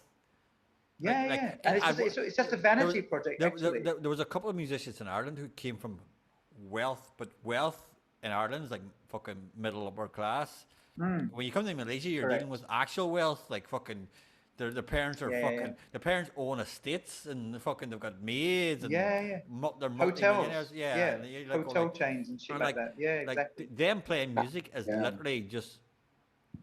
But I come from fucking nowhere. I'm from Bangi, man. There's hardly any shit here. So Hey, I can see your house from here. both your yeah, exactly. That's right. both your parents are academics. I come from fucking nothing. My father left school when he was 9. My mother didn't. Neither one of my parents went to secondary school. Never mind fucking. Oh, my grandpa never went to school, so I'm only second generation. Because our backgrounds are different, dude. You can't compare Ireland and Malaysia. We had shit all before that, man. Yeah, so Ireland couldn't even grow potatoes, man. So let's not go there. That's right. But you know that there's a Monty Python You're sketch. fucking Have you lucky seen the living in the greasy Sambilan at the minute. I fucking get a fucking grab car and beat you to death. Mate, there's a Monty Python sketch about the 4 old men saying, "Well, when we were kids, we used to drink the tea from a cracked cop." He said, "Oh, you were lucky. We used to suck out of a rolled up newspaper." And they were trying to outdo each other. Yeah. By the end, it's like, okay, I used to wake up at 2:30 in the morning, half an hour before I went to bed. Yeah, just more hardcore, man. They're trying to outpour each other. I slept up on a rolled up mattress at the bottom of the garden. Exactly. He goes, "At least you had a garden." Yeah, at least you had a garden. Like, my father, you had a father. He used to kill us every night and dance on our graves singing hallelujah. Yeah, man. Yeah, that's exactly what I just think happened. in like Malaysia, if you come from like nothing to an extent, very rarely you are pushed towards creative arts. True. No, you can't. You gotta bring weird. something to the table. Yeah. Which is No, it's weird. not weird because the Asian thing is our parents slog, and I mean not the Asian thing lah. It's everywhere lah. You know, our parents slog. They want better for your children, and then they just hope that the opportunities they created Yeah. are better for you, and you create a better circumstance for yourself. But it's just Yeah, exactly the but same with us. Here, No, but it's also the economics. We don't have minimum wage here, man. You Yeah. could have a dead end job somewhere in the west. Well, and, no, you no, know. well, And it's not- we didn't have minimum wage in the we didn't have minimum wage until the mid-90s. No, but you got to compare the ratio, right? Like how much you earn per hour and how much it costs a beer, right? You know, that stuff. But- is- And music, but- and just doing music as a living. oh yeah. Yeah, man, that's just until now. It's still doubtful for me. Of course. Yeah. So It is, and this is now, but now you have Especially like now.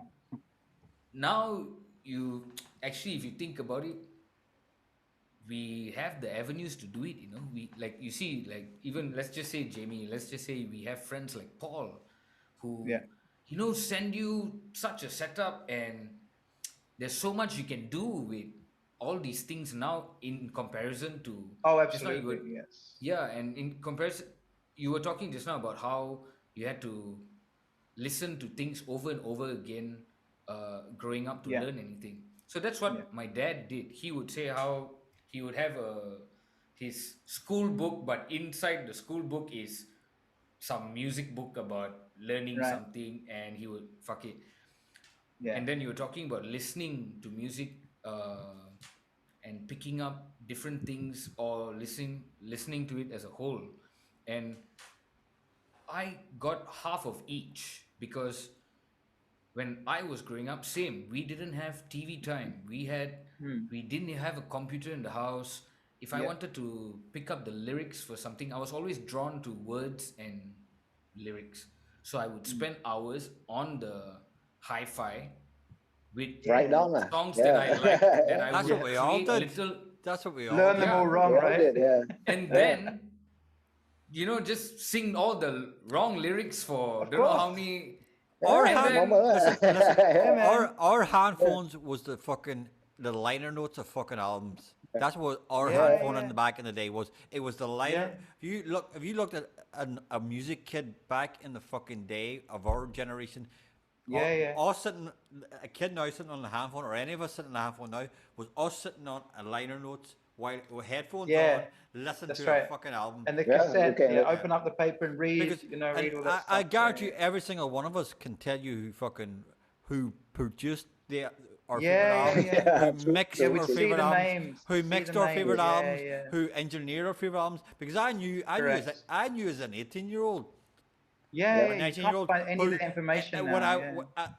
when I was when we were all having these fantasy stories as yeah, with our of band, course. or who would be our fantasy producer, who would be Yeah. our fantasy engineer, who would Yeah, be our yeah, yeah, fantasy yeah. mixer. We all That's knew right. because we were reading the liner notes and we go, Yeah, these are the absolutely. guys Yeah, that. oh, this guy also did that album. This guy, oh yeah, yeah, that's Yeah, so yeah, true. Because yeah. I That's so always knew true. Yeah, I wanted Andy Wallace to mix my fucking yeah, album. yeah, Right. I wanted this guy to fucking produce Yeah, the yeah. yeah. album. Like you were just like Egypt because that was our phones, the liner notes of No, but I think albums. Yeah. the misunderstanding maybe with the current generation is they think it's so hard. Wow, so pity you all have to go through all that. No, it was fun. It was Yeah. interesting. It It Wrong. was wasn't It's like damn wrong. fun. yeah, it was damn fun, right? It Because wasn't hard. you're discovering. And it was Yeah, and it you're was also discovering. immersive. Like songs now, we all sound like old people now, so but songs now also. If you try and get any young person to listen to a song, they'll get through a minute and a half and go, okay, and just try and press stop. I said, no, Exactly. That's it true. didn't even happen yet. The Exactly. song gets happening Yeah. about Exactly. minute Yeah. 4 to minute Exactly. 7. That's Why the the fuck problem. you want to stop now, We may like kids today may have legitimate criticisms of us for complaining about how they do things, and they've got Yeah. right to criticize because every generation Yeah. criticizes the rest. true. It's gonna the think they're music. better than the Yeah, yeah. previous Yeah, yeah. generation anyway. Every Yeah, generation but- does. But yeah, yeah. we have legitimate complaints about how the modern generation imbibes Yeah. music, and they don't imbibe it Yeah. the right way. Well, It well, is- not it only is that, the- but I It yeah. is this. Not it's this. exactly. Everything is instant. I mean, Yeah. I think It's songs so are going to end up quick becoming now, 1 yeah. minute long soon. Like- They started off short, then got long, and now they're going to be going down to Jimmy, about 1 Jimmy, minute. we had a podcast on, and we had a couple of months ago, and we were talking about this. Where it's getting to the stage where everything's becoming TikTok fucking things now. Where it's Well, that's what I'm saying. Yeah, that's the thing. it's almost becoming like and I was saying this is Demolition Man, where where Yes, the music's yes. gonna be like the 30-second It's just ad. it's an The advert. 30 It's an second, advert. yeah. Correct. It's- Yes. Yeah. Whereas Same, you're like, going, same. this is her. No one wants to be in this situation. Like, Yeah. yeah. I You know what? don't- Exactly. But the world is But- being conditioned that way, lah. I know. No, it's the I culture. The think culture too. I mean, you look at attention The modern, You the look- pop you- culture, it will all alternative lah, the music. mainstream pop alternative culture music lah, will yes. alternative music will always save everything because alternative music. Oh, yeah, has there's always great music. Alternative music Yeah. has always saved everything from black. the margins, from- the margins always being where the rich stuff from is. black Yeah. from black jazz to black fucking blues rock to fucking like 60s hippie music to fucking punk rock to 80s post rock to 90s alternative. It's always been the music on the outside who went fuck you mainstream. Yeah, it's true. Yeah. And, No, and but it's I also think- like I think what Brandon said that the larger culture. Right? But I still listen to free Spotify because I refuse to buy that shit. But yeah. so I have to endure that free ad. You know, I and tried- you I know what tried they're it. selling that Not they're with saying it. like no, they're selling unlimited skips. So that's the ultimate Right. insult to all of us in this room right now. Right. Wow, unlimited Yeah, skips. People create a song and you're selling unlimited Yeah. skips if you sign up premium. Like fuck was off, being- man. that was I think That's the cool. interesting. I think Sorry, the Jimmy. interesting thing is every generation. I think always thinks that the new music now is really shit and the music was better 20 years ago or something. But I think the same thing like when the Beatles came out, when the Stones came out, all the parents were like, "Oh, this is noise, this is horrible." And then when the heavy shit came out, everyone said, "Oh, this is why are kids listening to this stuff?" And people thought Elvis Presley was obscene. But I think for us personally now, we're the first generation when it's just fucking true, man. Music is just not as good as it used to be. I'll tell you something. I completely agree. Even our kids, even I'll our tell you kids, something. I'll tell you something. agree. Some of my students, right? They actually feel like I wish I was born 20, 30 years ago. I completely agree. my daughter, some of these young my we daughter have listens not to all of them. Queen. we have a legitimate There you reason go. to stand up and go like, listen, when the Yeah. fucking when a Grammy nominated song was "Wet Ass Pussy" last year, when that was literally a Grammy nominated. Wap. Yeah, wet ass pussy. We as musicians have a legitimate reason to stand up and go, this is all fucked. We should riot, man. This is all fucked. Like, give me a fucking break, because It's not you're the just going best. like, this is not music. This is no longer Let's be music. modest. There's It's no easily a longer Grammy music. It's no longer music. Yeah. It's entertainment. It's, It's entertainment. Yeah. It's not what we regard as music. We all How many regard people music are as listening to we it regard these music days? as every one of us regard music as an art form. Yeah. Yeah. And it's Wet- something that- and it's wet something that ass connects you pussy. with- Craft, Wet, it's a craft. wet ass pussy is. It's like I don't even know. It's like Andy Warhol on a fucking acid trip, fucking losing his fucking mind and throwing something against the wall and going like, "Here we go."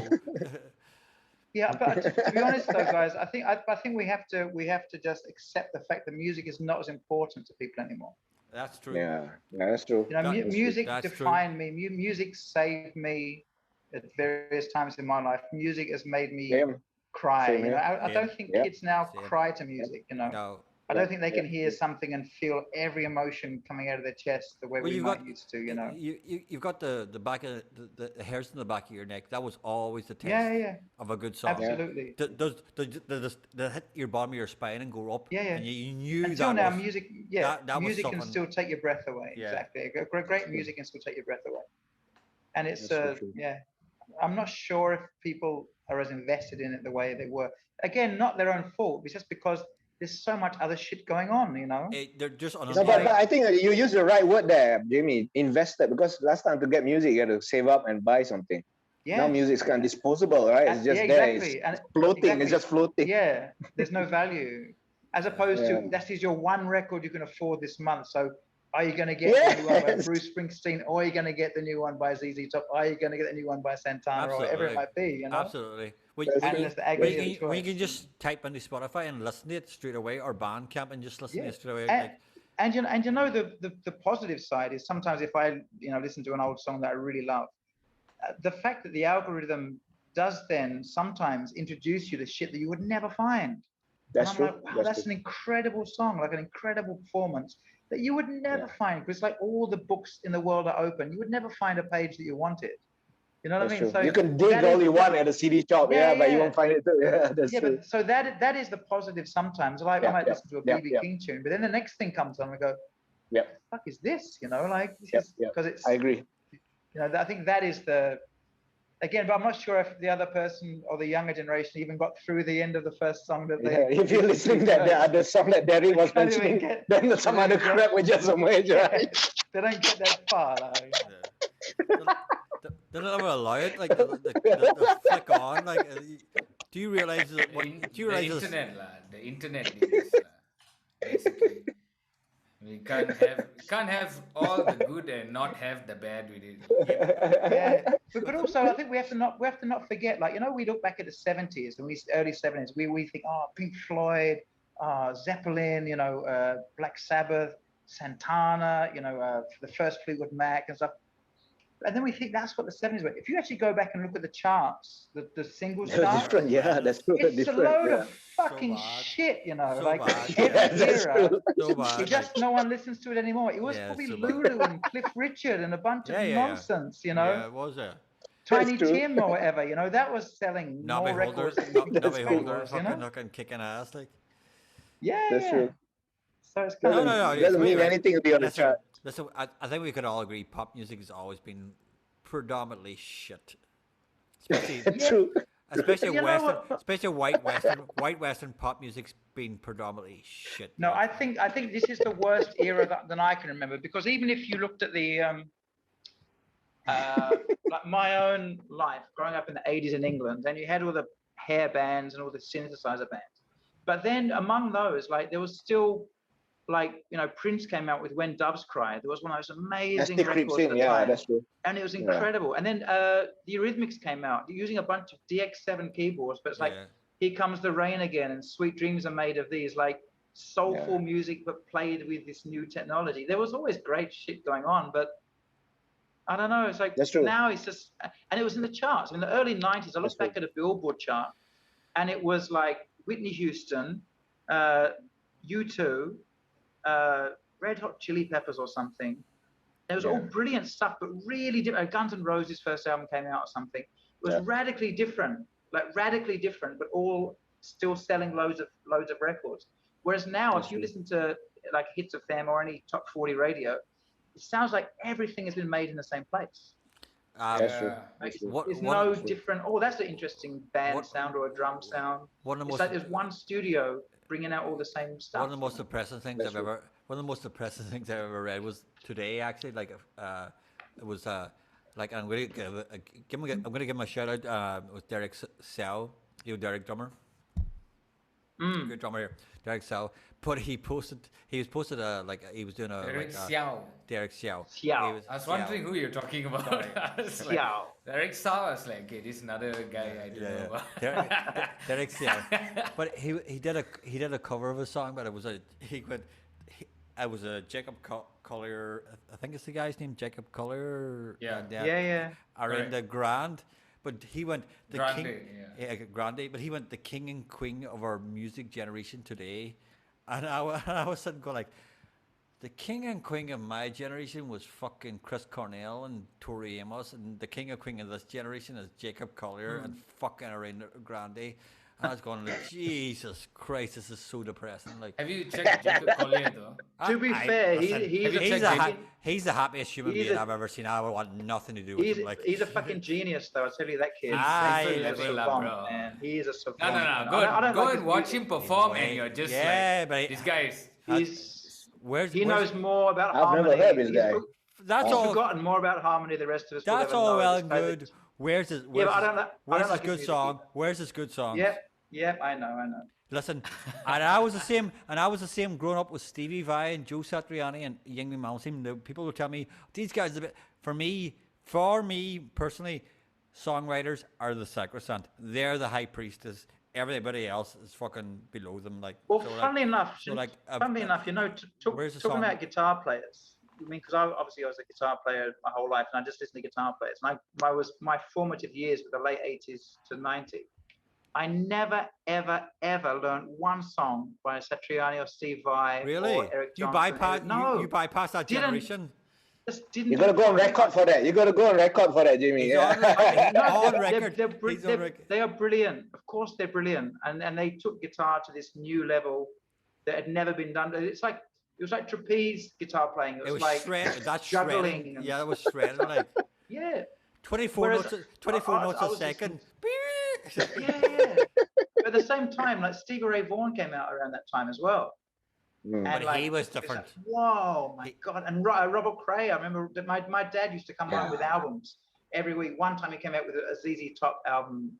Wow, this is killing. But Stevie Ray Vaughan could do more with one note in 1 second than fucking Satriani could do in 24 notes in 10 seconds. But it was more traditional, I suppose. But I was okay with traditional because I still think if you can play a really good Albert King lick, it's better than playing something. The difference was that's true. For someone like Stevie, it was the emotional content. Stevie Ray Vaughan had emotional content. Yeah. And intensity. There's a different kind of intensity. Yeah. I just feel like Malmsteen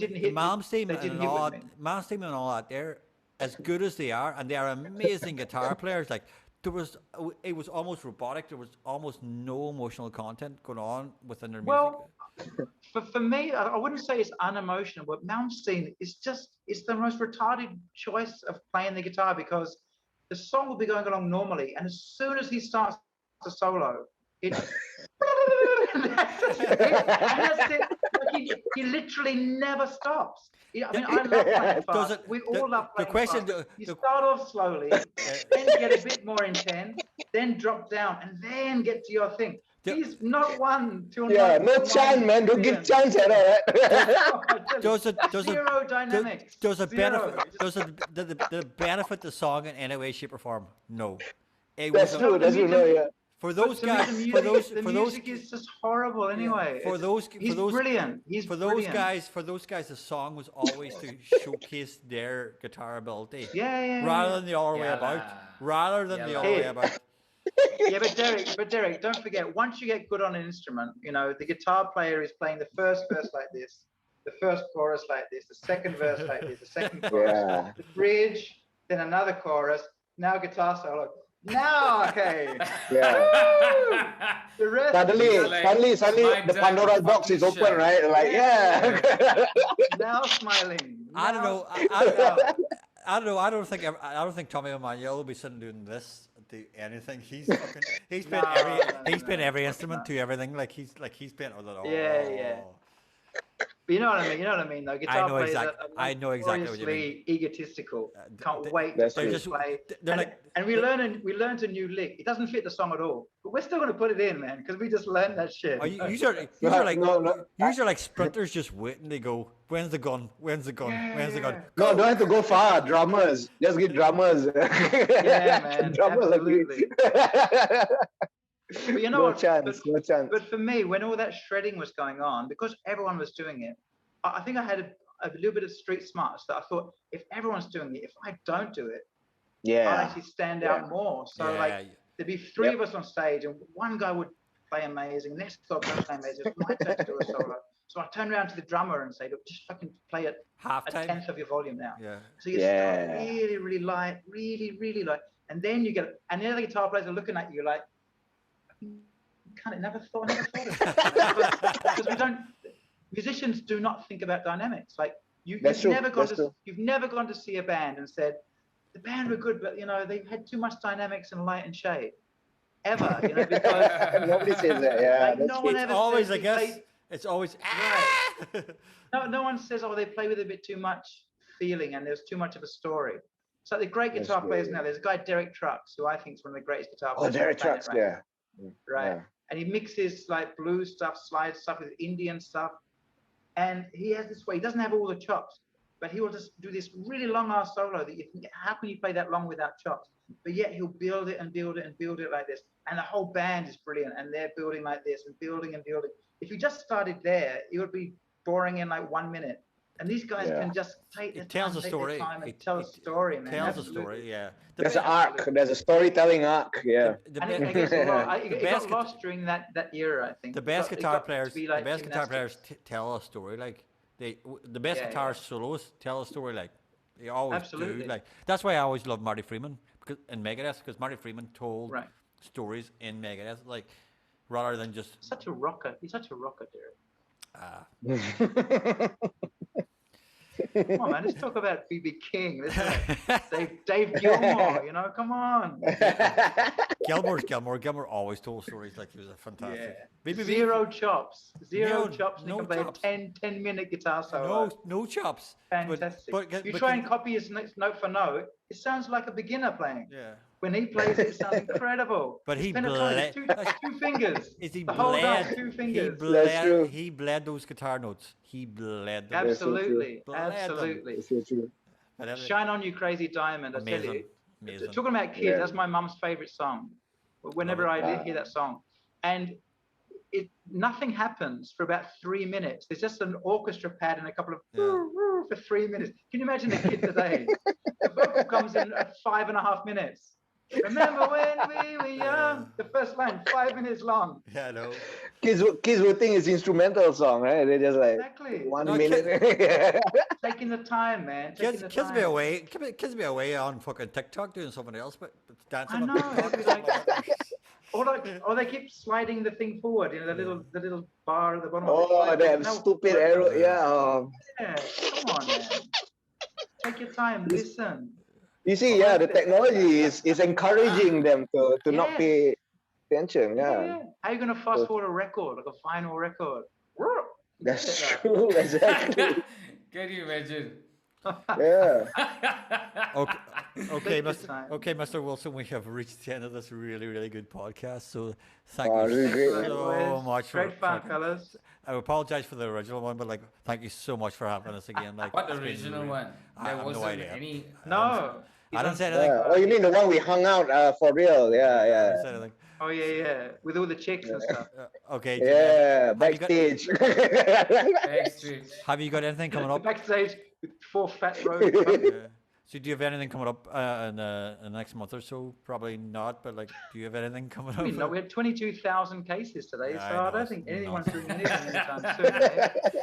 Something coming How up. about you? How about you guys? Are you guys all alive and surviving mentally? Trying. Okay, Trying. try to keep busy. now, Keep it busy. now Jamie's pulling a Fabian. Yeah. We got 2 Last minutes minute. left. And how are Wow. you? How are you guys feeling? Yes, He's so doing a what do you guys, Fabian. so what do you guys think of the government's handling of Yeah, this whole fucking all pandemic? right. I think that's a good time. This where Derek you edit in the Yeah, transmission. no, that's a good end. time to cut out. All right.